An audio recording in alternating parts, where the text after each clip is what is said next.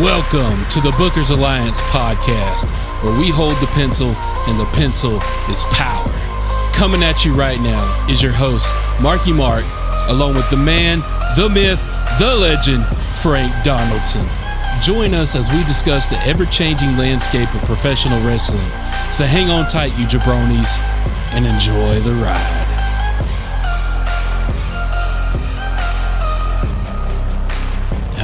Welcome in, everybody. Thank you for joining today's episode of the Bookers Alliance podcast. Come on into the house, grab yourself your ringside seat, your popcorn, your whiskey. Ooh, the whiskey. Yeah, definitely Canadian whiskey this week. Canadian whiskey. In honor of the Canadian Money in the Bank pay-per-view. Yeah, we had to, since we were on the way home from it, we figured we'd stop over at Canadian. I guess theirs wouldn't be ABC. What is theirs, like BCA? Stop at the Canadian BCA and get ourselves a little shot to go here. Don't you know? Oh, yeah, there you go. Yeah, we our sponsor this week, Crown Royal Vanilla. Mm-hmm. Get the vanilla taste going. Need some Coke maybe to put that in, man. I don't know. Afterthoughts. You know, the things you think of when it's too late. Yeah, that's what Dom has been thinking about this I know. I can only imagine what he's been thinking on for the last 24 hours. First, he was thinking, damn, I got to go home. And he's like, yeah, let's see how that goes. So our topic today is the Cena Farewell Tour. We'll get into that topic here, but we got some business to take care of first. We need to talk about some events that have happened, mainly Money in the Bank. Yep. We've got a couple of eye-openers that happened in that match. Noteworthy moments come out of the Money in the Bank pay-per-view, that's for sure. Yeah, the 3 count that wasn't. It was. It absolutely was. I mean, he could have counted to 5. Remember the old Bundy 5 count back in the day where you'd count to 3 and Bundy would hold up the big 5? Yep. He could have went to 5 because Priest wasn't kicking out. No way, no how. Nah, so for everybody that seen that or didn't see that, what we're talking about is there was a mishap in that match where looks like Priest might have got himself knocked out. Bell rung. And he was not able to kick at the appropriate time, which unfortunate because, as we said when we were watching there, it just kind of pulled us out of the moment. Yeah, it takes you out of the match completely because at that point the whole suspension of reality that you do going into wrestling, at that point reality hits like, wait a minute, they're working us right now, and then it takes that nostalgia feeling away. Now it looks like you're watching choreography or something like that. So. Yeah, and I mean it was unfortunate because of how the match was booked. It kind of had to happen that way. Yeah. But what a shitty ass time for him to get knocked out. Yeah. And you could see on his face at the end of the match too. He knew. He was like, damn, I really bungled this part. But you can't control getting knocked out. No. If you're driving down the street and you pass out, you're probably going to end up having an accident. So, if you get knocked out in the middle of the ring, some stuff's going to get funky. There really ain't it's not like he could communicate to Seth like, hey, I'm knocked out, cover for me, so Seth didn't know that he was just going through the match and Priest was taking a little nap. Yeah, and then we had a unsuccessful cash in that match, which Drew McIntyre won the Money in the Bank briefcase for the men's side. He said point blank, look, if I win, I'm cashing it in. So, we knew it was all coming. It was going to happen.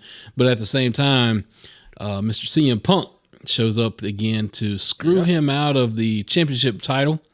And whether that be good, bad, or indifferent, we all kind of knew that was coming too. Yeah, that was kind of obvious. But, so let's stay in kayfabe for a minute, right? Yep. If you're Drew McIntyre and you tell the whole wide world what your plan's going to be, don't you set up a guy like CM Punk to come out there? So if he'd have kept his mouth shut, he probably could have got away with a cash in and possibly won the title without Punk traveling all the way to Toronto from deep dark Chicago to interrupt. If he hadn't called for it, we wouldn't have had it. So in kayfabe world, Drew McIntyre, shut the hell up. So I want to get to a booking decision real quick that I want to get your opinion on, because to me, this was probably one of the stupidest booking decisions that has happened so far in the Triple H era. Oh, I thought you were going to say it's something AEW based. I'm like, oh, hell, where are we going to start? Are we going to end? We only got a few minutes here. So this booking decision, you've had Punk come down, screw Drew McIntyre out of the World Heavyweight title. Yeah. You also had him screw Seth Rollins, because by him interfering in the way he did, it kind of gave Priest a leg up to get over on Drew. And then that put in the stipulation where Seth could no longer challenge for the belt while Damian Priest was the title holder. Yeah. That was the booking. Yeah. Monday night, they effed that all up. I think at that point they were trying to cover for that botch pin, and I think that was just the neatest way to do it without calling somebody out. And I mean, they held true. I mean, they gave you the reason, they gave you the purpose, they gave you the whole Seth mad at Punk because Punk wanted to go scorched earth and screw Drew over everything, but he screwed Seth in the process. And then all of a sudden, 20 minutes later in a backstage conversation, Priest just tells Seth, hey man, you're good with me. We ain't worried about that. If you still want to challenge for this title, go ahead.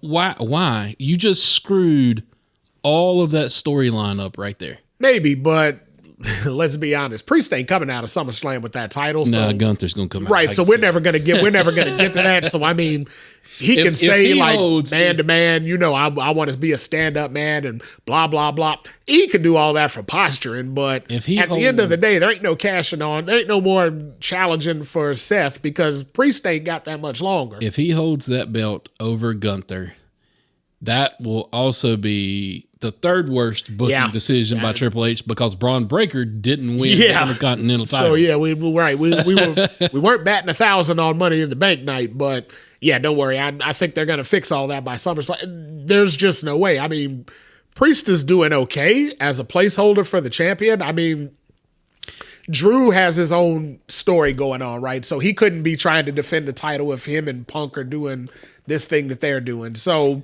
we didn't have another viable contender for the heavyweight title for the summer. But at least leave that part of the storyline in play so it doesn't seem like you untangled everything. If the decision truly is for Gunther to go over Priest by SummerSlam, why even tell that to Seth?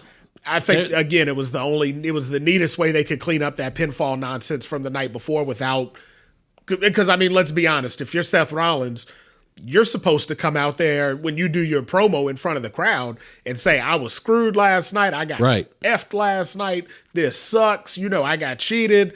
I want a rematch right now.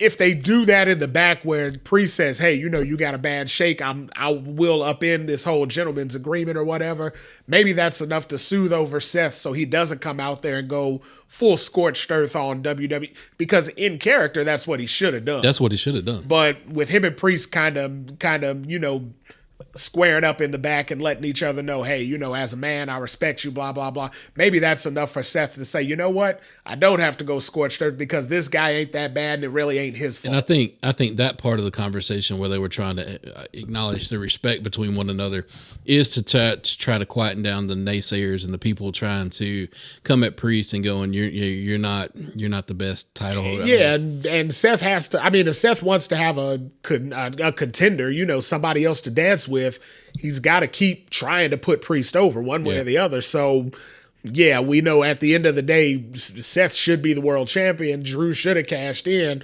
God only knows how they would have booked that on the fly. I mean, with the Money in the Bank plans and the Punk plans and all that, that was a nightmare situation for them to fall themselves into. Would you say that Hunter is trying to he's in the fire, so to speak, trial by fire when it comes to these decisions, because a lot of crap has twisted and turned since he took the helm. Now, granted, not saying he's doing a bad job.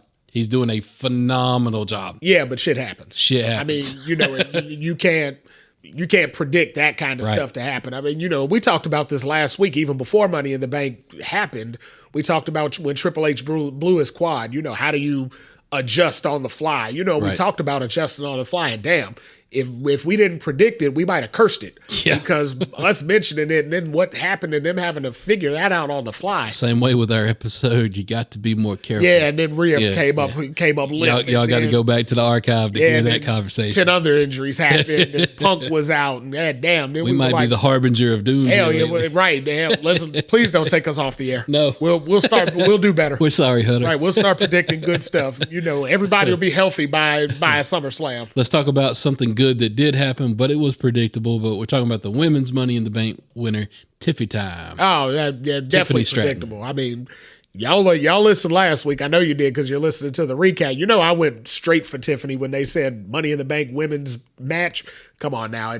At that point, there's women that are getting over, but Tiffany's been over. I mean, she's way over. Go back and watch Elimination Chamber from Perth, Australia. Yeah, I mean, that whole crowd was behind Tiffany. Absolutely, and that and her not being on WrestleMania. I mean, they've made some stutter steps with her throughout her main roster tenure. And it's like, damn, you can't mess this up. I mean, you ever heard the saying, don't look a gift horse in the mouth? Yeah. Well, she was the gift horse, and she was right there, and at the precipice, and they kind of, are we gonna? Maybe we won't. Maybe we will. Nah, hell, you pull the trigger on that and just see what happens. I mean, unlike Damian Priest, I think she's good as gold. I don't see any chinks in her armor, and for her to only be 24. Yep. I mean, she can start on one of those Charlotte runs where by the time she's 30 and wants to go off and do a family thing or whatnot, she should have a few title reigns under her belt. Fully expect that briefcase to be blinged out in Tiffy style. Fully expect that if she ever wins the belt, of course, she's going to have a custom belt. Oh, absolutely. Yeah, that's money just waiting to be made right there. I mean, I wouldn't even be surprised to see her carrying a little puppy in that briefcase by this week. It wouldn't shock me at all to see her going straight to Legally Blonde, Reese Witherspoon style there. And how much fun could that be, right? Yep. Something else we got to talk about real quick, Money in the Bank.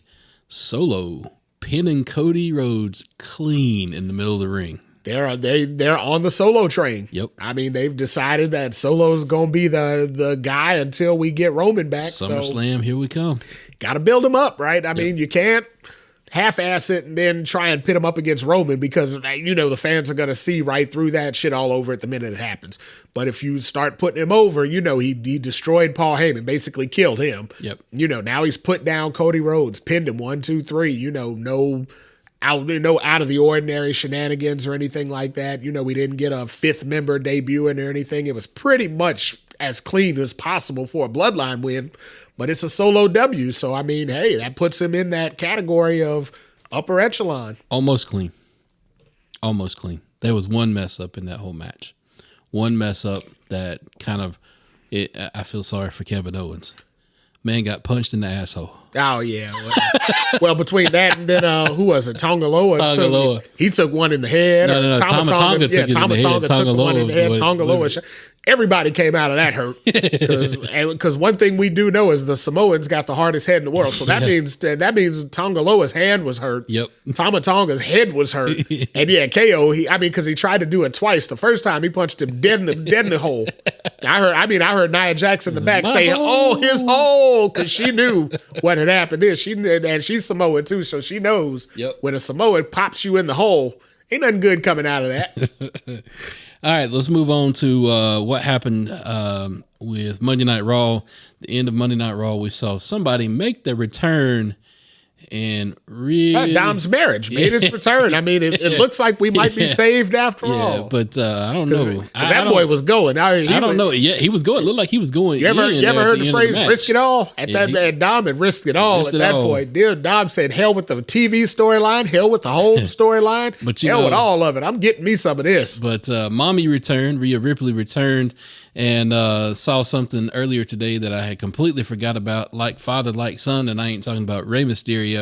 This happened to be when Eddie Guerrero was trying to get back into the good graces of China. Oh, yeah, Uncle Eddie, Yeah, so this is like father, like son. Yeah, absolutely. I mean, this storyline's been like that. The only thing that they differed from was introducing Liv, because, I mean, Eddie didn't have an alternative female in his storyline. It was pretty much just him and China doing their thing. I mean, had they known the comedic gold that they had sitting at home in Vicky Guerrero, I mean, God, if they could have bought her in with her excuse me's and right, could you imagine if she had walked in on Eddie and China doing something and just said excuse me? She was the original Karen. Oh yeah, absolutely, 100%. I mean, she carved out her own niche in wrestling from being literally a house mom to coming into wrestling and almost being as big as her husband was on the stage that he spent his whole life working to. Yeah, but she returned, and Dom tried to give her a hug.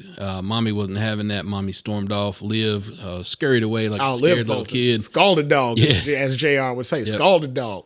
Now, the question is, is Liv going to hold on to that title? My guess, she gets through one defense with Rhea.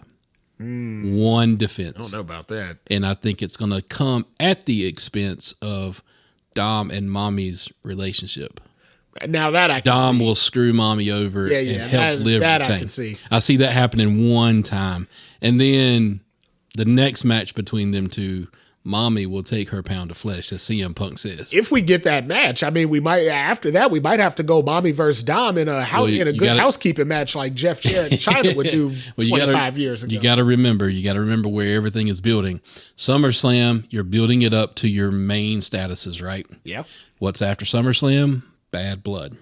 It's in October. That's something. So Bad Blood, Rhea Ripley, Liv Morgan again, Drew Seth, or Drew Punk, or Punk Seth, somewhere swirling in there. You don't know how it's all going to go, but it looks like Bad Blood is going to, that's why they titled it that. They've got a lot of people, a lot of animosities in some programs that they're going to try to squash and beat. Yeah, definitely. But I mean, at the flip side of it, though, you still got to hold something out for Survivor Series. Because I mean, Survivor Series is your tent pole, and you know that's your war games. That's your war games. Well, yeah, but that's one match. I mean, we ain't gonna see the Judgment Day against like the Mami Brigade in war games or something like crazy. The like new that. Judgment Day, right? You still got to have. I mean, that's where the Roman thing will probably pay off if they're smart. That's where the Roman solo bloodline feud should pay off, but you still got to have some singles matches for Survivor Series. Yeah, of course, and I mean, you know, holding on to Rhea versus Liv, you know, where Rhea goes over and gets her title back. That isn't bad for that.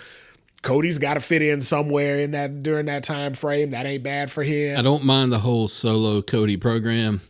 They just better not put that belt on Solo, because there's no way he's in that limelight. There's no way. You can tease it all day long, but you better not pay that off. Yeah, you got to tease it. Yeah, I mean, you better not pay that off. Yeah, if you don't tease it, then there's no point in even doing it. Right. So, I mean, you got to tease it, but yeah, Solo ain't ready for that World Heavyweight Championship yet. That's just not supposed to happen. But I am intrigued, though, if it ever happens and they go that way. He did tell Roman, you want it back, you come take it from me. I think Roman could just take them peppers, and that'll be just enough of that. I mean, that's enough. Yeah, we'll need to see the title tied back up in that. Plus, let's be honest, before we can transition over, Roman needs to be away from that title for a while. Just because when he gets it, I mean, the stronghold he's gonna put on it again is, you know, it's gonna go into a tailspin. We need a little bit more variety for the title. Roman can exist on his own without the title for a little while and be compelling. To hear tell, he's never gonna have that opportunity again. I mean, yeah, he's coming back, and yeah, there's gonna be some bloodline stuff come up, but I mean, to hear tell, there were reports running around not too long ago that he's ready to retire. Yeah, everybody's ready to retire until they ain't no more. So. That's true. I mean, that's kind of our topic is retirement. You know, it ain't Roman that we're talking about, but I mean, could that be a possibility for Roman Reigns? Who knows? I mean, eventually, yeah. I mean, so as everybody in wrestling knows, Father Time is undefeated. So, well, you got to also remember the man is also continuing on with a regular career like if he ain't sick. I mean, we all know it's no secret that man has battled leukemia. It's in remission, but yet he has said before the treatments that he has to take along with the day-to-day grind of doing this, that puts a toll on your body. Yeah, it definitely does. But them big checks start to make things look a little bit different, you know, when you're weighing down. I mean, how many kids has Roman got? 5. Yeah, so Roman got a stack, right? So Roman needs some health insurance. Roman, money only goes so far, but after a while, you don't want to spend your own money. You like spending other people's money. True. So Roman working provides health insurance for a household, provides a steady, hefty income. Roman not working is like, maybe here, maybe there. You know, The Rock can only get him so many movie roles. So, you know what I mean? Roman's probably not going nowhere no time soon. Somebody is going somewhere sometime soon, and that's Mr. John Cena. You can't see him. His time ain't now. His time ain't now. As John Cena came out at Money in the Bank, announced his retirement tour, he said that the Rumble in 25 will be his last, Chamber will be his last, WrestleMania will be his last, but then he also went on in the press conference to kind of go on and say that he's going to work about 30 to 40 dates in between now and the end of 25. That is So that's every pay-per-view almost, every major pay-per-view and a lot of good house shows. I think he's going to have some good stories that are laid at him. I think they wouldn't have put this proposal together if they didn't have something in the oven cooking as far as what to feed him as far as programs. Triple H said it was Cena's call. Yeah. So, I mean, Cena's going to handpick. I feel like it's going to be, when Kobe Bryant retired, when he was on his way out, or when Michael Jordan did the Wizards retirement, and they were like, well, you ain't playing good basketball, but at least everybody gets to see you. So, he went around the horn and, he got to play every major city, and Kobe was actually still good when he left. And I feel like that's where Cena is right now, where he's still able to go out there and have good matches. So he won't have to be, 78 years old, out there and having 3 heart attacks in the ring during the match. Notice he said 30 to 40 dates, but he didn't say 30 to 40 matches. No, absolutely not. Some of those are definitely going to be just visits. Yeah, or just talking segments. Here's what I want to see out of him, though, as far as a farewell tour. I would love to see one more match with Punk. Yeah, for nostalgia. Yeah, I want to see one more match with Randy for nostalgia. You're getting awful nostalgic now. Well, there's the pivot right here. I would love to see him show up in NXT for a few. I don't see that happening. I do see him going. Mix it up with Trick. I don't see him wrestling in there. Mix it up with Trick.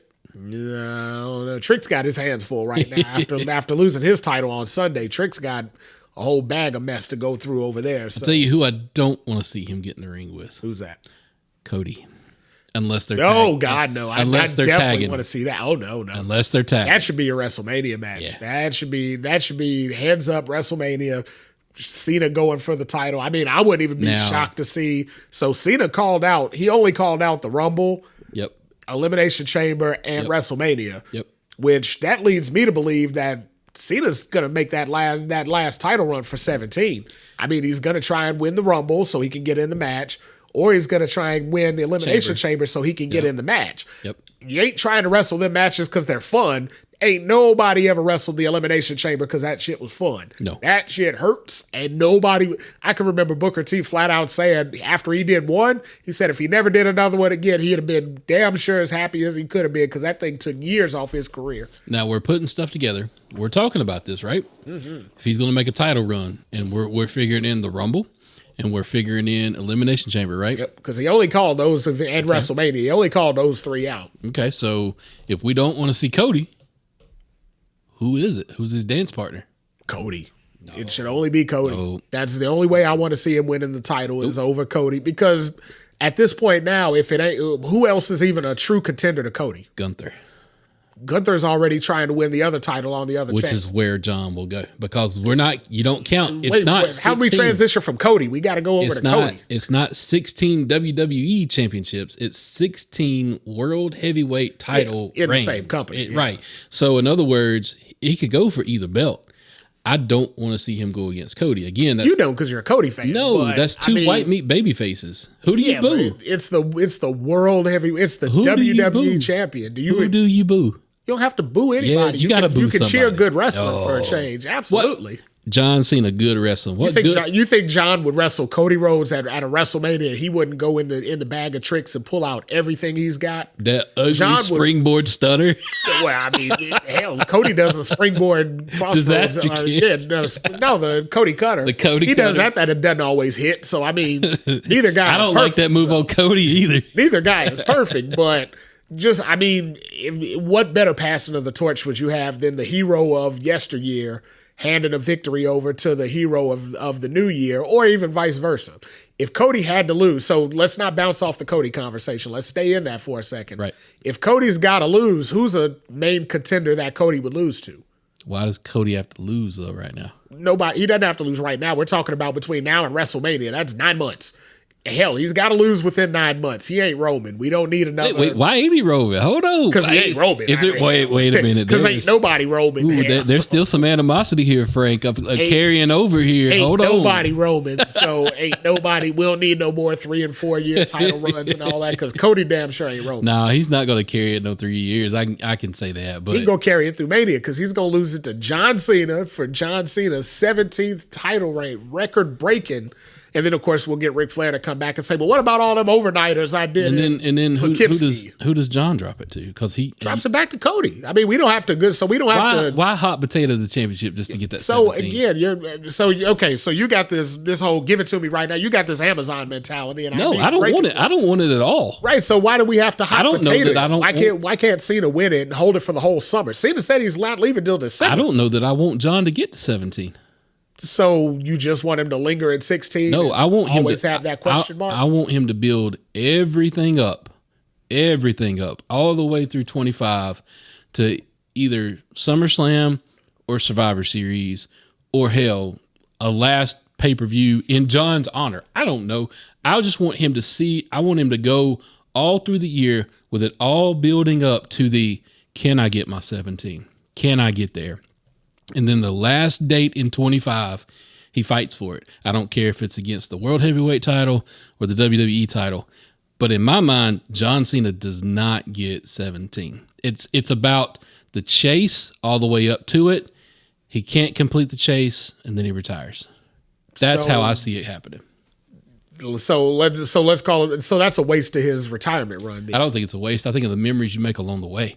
Well, yeah, but they're going to be all losses. I mean, yeah, but the memories you make along the way is all going to culminate to a big loss. It can culminate to a big loss. You're going out. Yeah, but is that how you? For what? What does that do? If he goes out and he loses to the world, he goes out on his shield. Yeah, but think about what you just said. If he goes out and he loses to the existing heavyweight champion, who gets over in that? Who does that benefit? If you're Cody, champion. So let's take Cody then first. If Cody's been the champion, that's your passing of the torch moment that you talked about. What torch? He's been champ for a year and a half at that point. He don't need no torch exactly. No more. At that point, he's already so made. But that's why that's a waste of a retirement. But that's why I don't agree with it either. They don't need to fight together because they don't need to pass the torch. I don't think there's a torch to be passed. That's what. So, and that same argument would have stood when Rock and Cena fought 10 years ago. But they still did it, and it was still successful, even though at that point Cena was at like 11 world titles, but he won a 12th world title against Rock, and it was still looked at as a passing of the torch moment. To me, that's passing of the torch between Rock and Cody. That's the passing of the torch moment. That's Rock's torch is old. That's old. That torch ain't burning no more. That damn thing's like that's the Attitude Era torch, which is what we're in. We're 3 eras past the Attitude Era. We're back at this in point now. We're the Renaissance of the Attitude Era. So we've gone through the PG era, the McMahon Helmsley era, the good God, we were in the Trick era, Booking Sucks era. Yeah, we were in the oh shit, here comes AEW era. I mean, hell, the Attitude Era. That's buried. But let's talk about another facet of it real quick. Everybody when Cena announced his retirement, everybody started talking immediately. Even Triple H started talking immediately, and they're all throwing around the same word, GOAT. Yeah. Okay, so now let's talk about John Cena and the word GOAT. Now, granted, a lot of different avenues, a lot of different ways you can go down here to talk about him and this GOATed status. Is he either in this current era? We're not going to go between all of the eras. Let's not go between all of the eras. Thank God, because, everybody has a different era. And, I hate the eras. Right. Nobody's the greatest of all time. So let's talk about active wrestlers that have not hung up their boots yet. Okay. Is he truly the GOAT? And if he is, what do you base that on? 200% he is the GOAT. Okay. And I base that on, out of all the current workers we have today, Cena's worked more than all of them and had more success. I mean, the current status of wrestling is no house shows, no none of that. We're getting TVs, the occasional one-off here or there, special show like Madison Square Garden or something like that. But the guys ain't working 200 to 300 nights a week anymore. And nobody's even close to the achievements that John Cena's reached. Not even Roman. I mean, Roman's had a long-ass title reign, and he's had a lot of title reigns, but he wasn't able to do what John Cena was able to do from the beginning. Mm-hmm. John, once he found his footing, he was off and running. Right. I mean, when Roman was the big dog, that was supposed to be his footing. That was him. That was supposed to be his character. Yeah, because and he even stumbled through that as he tried his best, but even the Undertaker gave him his yard. Everyone did everything they could to give. I mean, Brock Lesnar put the title on Roman twice. twice. Cena don't even have 2 W's over Brock Lesnar, but Lesnar gave the title to Roman twice. The Undertaker gave it. I mean, everybody did all they could to get Roman over it, and it just wasn't catching until Roman reinvented himself completely and it caught. But I mean, Roman was halfway through his career by the time that happened. Right. Cena figured it out within 2 years where his niche was going to be. And by the 3rd year, he capitalized on it and had a 20-year run off what he figured out way back in 2005. No other wrestler right now can say that. I mean, the only other wrestlers that are even in that age range are Randy Orton and Edge. Edge was out for half of that time. And I mean, Randy Orton is there. Randy Orton's probably the smoothest wrestler in the ring. As far as in-ring, Randy Orton's the GOAT. From that era, from that that early 2000s era. Randy You're talking Orton's about that guy. All around. Yeah, but I'm talking about from top to bottom and ambassador of the company. There's never been a better ambassador for the company than John Cena. So that, for me, makes him GOAT. So for me, I was never the biggest Cena fan, which, I mean, granted, when you look at the parallels between Cena's career and Hogan's career, especially 80s red and yellow Hogan, I've said it before on the podcast, not the biggest fan of Hogan through those eras. I was always a different, I loved The Undertaker. I liked Ultimate Warrior, Bret Hart. Those were kind of where I liked it. So you're B players. Yeah. Okay. So for me, looking at Cena, drawing the parallels between him and Hogan, I never was a huge Cena fan. I never was somebody that was always like, oh, that's my dude right there. That's everything I represent. He represents me. I love everything about him. It's the hustle, loyalty, respect, everything else. I never bought into that because I just looked at it as, okay, that's John Cena. He's got the same, simple moves, just like Hogan had the same simple moves. Yeah. Nothing major.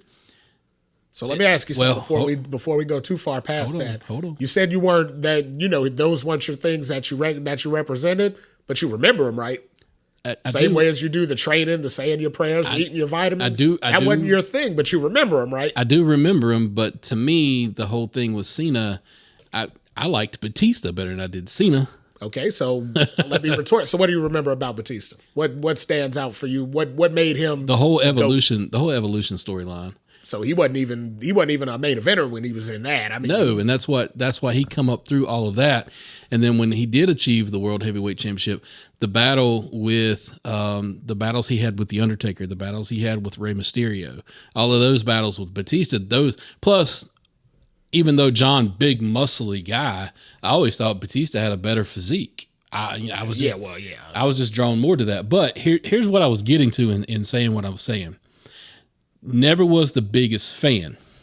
Do I believe he is the GOAT out of the current era of active wrestlers? Yes, I do. And here's why. I'm looking at it for 2 reasons. First reason, can that man draw a house? Abso-freaking-lutely. You having trouble putting butts in seats? Put Cena on the card. He drew houses when wrestling was in a real low period. So, and that's my other point. The fact that he carried the product basically through the PG era. He put that on his back, carried it through, the Ruthless Aggression era. Okay. Doctor of Thugonomics. Okay. When you ask everybody that remembers John Cena, though, outside of us old heads that watch wrestling day in, day out, they're going to tell you about the Skittles t-shirts. Yeah. They're going to tell you about the hustle, loyalty, respect towels. Yeah. That's the wristbands. That's what they're going to tell you. Yeah. But the thing is, he carried the company through all of that when I don't think many other people could, and here's why. Who was his main person that he had to take direction from? Vince. Why did it work so well between him and Vince? Because Cena can take direction. Very well. That's why he worked so well in acting. That's why his transition was so easy. Now, you want to know why he's the GOAT?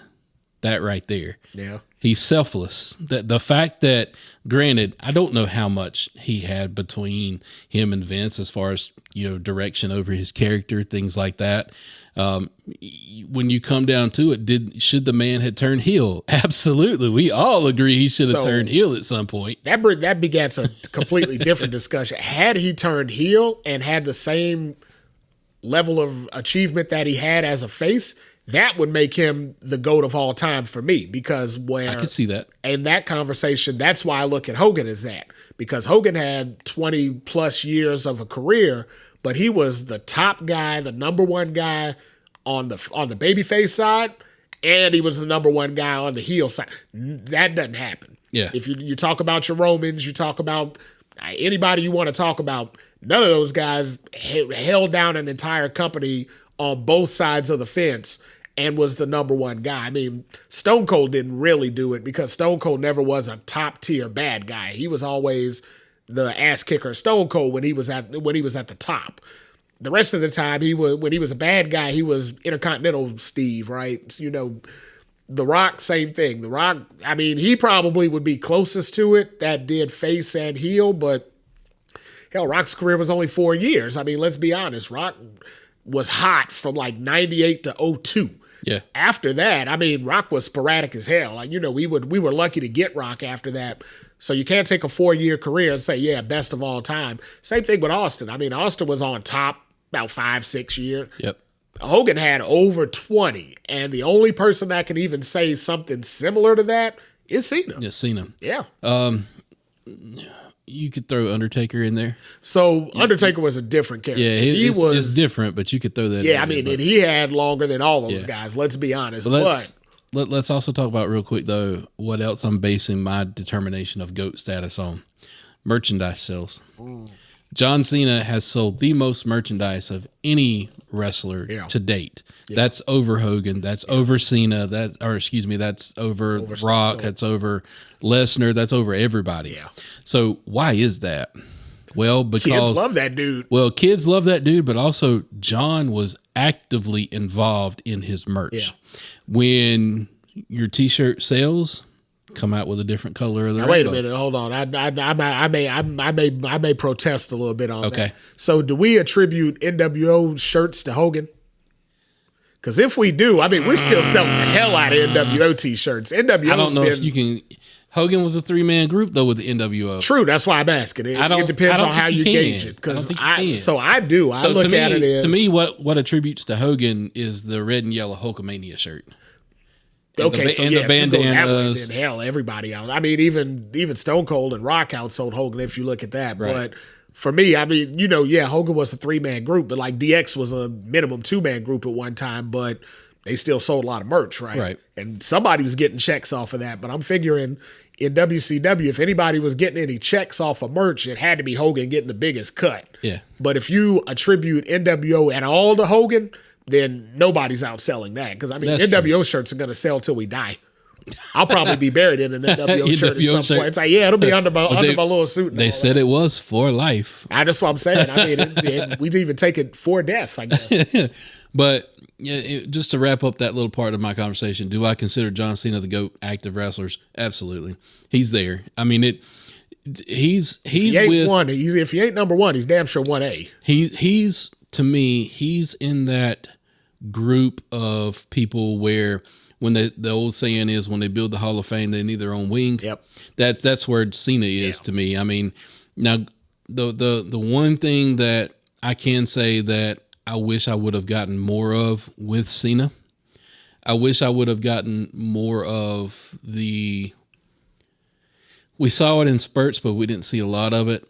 The aggressional side of Cena. Yeah. I wish we would have gotten more of that. Yeah. And I believe that's where people are with Cody. And AJ brought that out of Cody, especially with the steel steps. The steps and all that. And, you know, the only thing, though, when you start getting edgy like that, I mean, you start teetering on that edge, it's a lot easier to fall over than it is to hold the ground. That's when you're not the white meat babyface. You're not the good. You're not Superman anymore, right? Yeah, so you become more Batman than you are Superman. So, and that's the thing. I don't know if I see Cody as a Superman type character because he's not, untouchable. I mean, obviously Solo just put him down. That wouldn't have happened in an early Cena era. That wouldn't have happened in an early Hogan era. I think Cody's more just like his dad. He's kind of that workman's champion. The common man's champion. Yeah, where, I mean, granted, he doesn't look the part. He looks like Ric Flair. Looks like $1 million when bucks. When he produces himself, he looks like Ric Flair. Right. But at the end of the day, he's still a Rhodes. And I mean, and it works, though. He doesn't need to be, we don't need any more superhero characters in wrestling that can't ever be touched, can't lose. But That being said, we also know, I mean, you know, Dusty never held the title. Any title Dusty ever held, he didn't hold for very long. I mean, Dusty at the longest, I think, was a 90-day champion. Well, I mean, in the NWA. he had the Booker's mentality.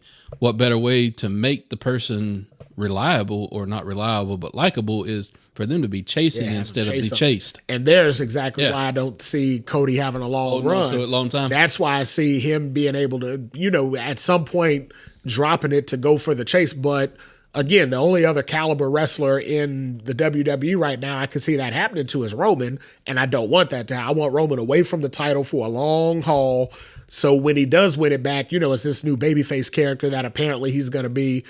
It can be something epic where he can finally get that babyface win where the fans embrace him as, oh, you're our champion. But there's Cena. The only other character on wrestler right now that I can see beating Cody Rhodes is John Cena. And what a way to do it. I mean, at that point, he's the face of wrestling. If WWE wants to take their homegrown talent, I know Busted Open talked about this, if they want to take their homegrown talent and make him the face of all of wrestling, that's how you do it. You give him the most title reigns of all wrestler and then send him on his way. So we will see what becomes of this farewell tour with John Cena.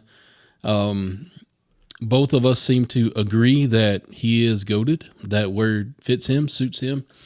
We have some disagreements, though, about what happens in his last year. That's the most exciting part. That's going to be the fun part as we go through. What a ride we're starting here again. We're starting a whole nother ride now. Come on, guys. All right, so what do you think about John Cena's retirement? Obviously, we're all going to miss him as he goes out. But, I mean, then again, nothing lasts forever, and it all has to come to an end eventually. So with John Cena, we appreciate you, sir. We're going to go ahead and give you your flowers because you deserve them, and we're excited to see what happens for 2025. Drop us a line on our social media platforms. Tell us your thoughts about John Cena. Tell us what you're going to think about his last year as he comes up on retirement. And with that, everybody, we bid you adieu. Our time is up. His time is now. Today's podcast was produced by SBP. You can find our podcast on all major podcast platforms. Also, connect with us on our social media accounts. Search for The Bookers Alliance on Facebook, Instagram, YouTube, and X.